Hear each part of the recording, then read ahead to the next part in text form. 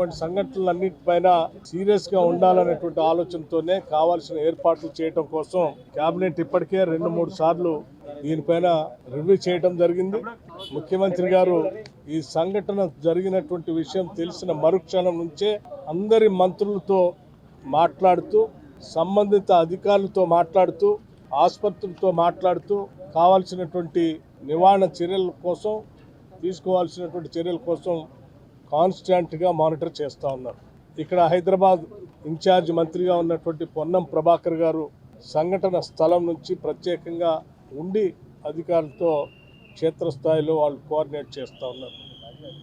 వైద్య ఆరోగ్య శాఖ మార్చులు శ్రీ దామోదర్ రాజనరసింహ గారు ఉదయం నుంచి ఇక్కడే హాస్పిటల్లో ఉండి క్షతగాత్రులకు జరిగినటువంటి సంఘటనపైన విచారం వ్యక్తపరుస్తూనే వాళ్ళకు కావాల్సినటువంటి అన్నీ కూడా దగ్గరుండి పర్యవేక్షణ చేస్తూ ఏర్పాటు చూస్తూ ఉన్నారు. అట్లాగే ముఖ్యమంత్రి గారు నాకు ప్రత్యేకంగా ఫోన్ చేసి సంఘటన స్థలానికి హాస్పిటల్కి వెళ్ళి జరిగినటువంటి సంఘటన పైన తీవ్రమైనటువంటి విచారాన్ని రాష్ట్ర ప్రభుత్వం నుంచి వ్యక్తపరచడమే కాకుండా చనిపోయినటువంటి దురదృష్టవశాత్తు చనిపోయినటువంటి కుటుంబ సభ్యులకు సంబంధించి రాష్ట్ర ప్రభుత్వం తరఫు నుంచి ప్రగాఢమైనటువంటి సానుభూతిని, సంతాపాన్ని తెలియజేయటమే కాకుండా చనిపోయినటువంటి వ్యక్తులకు సంబంధించి రాష్ట్ర ప్రభుత్వం నుంచి ఒక్కొక్క మనిషికి సంబంధించి 5 లక్షల రూపాయల వరకు ఎక్స్గ్రేషియా కూడా ప్రకటించడానికి రాష్ట్ర ప్రభుత్వం నిర్ణయం చేసింది. సరే, వారి జీవితాలలో తీసుకొని రాలేము, కానీ సాధ్యమైనంత వరకు ఆ కుటుంబానికి ఎంతో కొంత వెసులుబాటు కల్పించడానికి ఈ 5 లక్షల రూపాయల ఎక్స్గ్రేషియా ఒక ఆర్థిక సహాయాన్ని ప్రభుత్వ పరంగా ప్రకటించడం జరిగిందని మీ ద్వారా తెలియజేస్తాం. ముఖ్యమంత్రి గారు ప్రత్యేకంగా కేబినెట్ సహచరులందరితో మాట్లాడి 5 లక్షల రూపాయలు ఎక్స్గ్రేషియాని ప్రకటించమని వారు స్పష్టంగా చెప్పినటువంటి సమాచారాన్ని మీ ద్వారా తెలియజేస్తూ ఉన్నాం.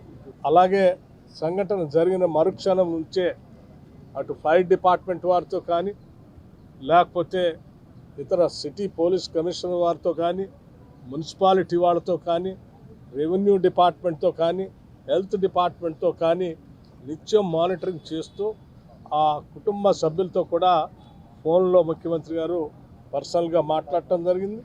మంత్రులంతా దగ్గరుండి ఈ క్షేత్రస్థాయిలో కావాల్సిన ఏర్పాట్లు కూడా చేస్తూ ఉన్నారు.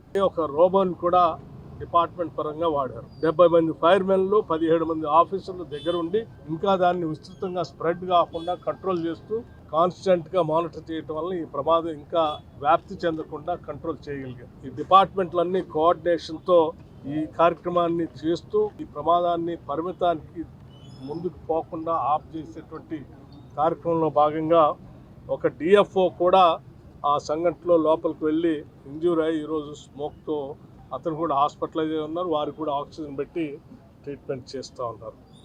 ఏది ఏమైనప్పటికీ జరిగినటువంటి సంఘటన పట్ల రాష్ట్ర ప్రభుత్వం, మానవత్వం ఉన్నటువంటి అందరం కూడా ఈరోజు బాధిస్తున్నాం, శోకిస్తూ ఉన్నాం. ఇది అత్యంత దురదృష్టకరమైనటువంటి సంఘటనగా భావిస్తూ ఉన్నాం. తదుపరి ఈ కార్యక్రమాలన్నీ అయిన తర్వాత సంపూర్ణంగా విచారణ జరిపించి తీసుకోవాల్సినటువంటి నిర్ణయాలన్నీ చేస్తాం. రాష్ట్ర ప్రభుత్వం మాత్రం ప్రజలకు ఎప్పుడూ అన్ని శాఖల పరంగా అండగా ఉంటుందని ఈ సందర్భంగా తెలియజేస్తూ ముగిస్తూ ఉన్నాం. Thank you.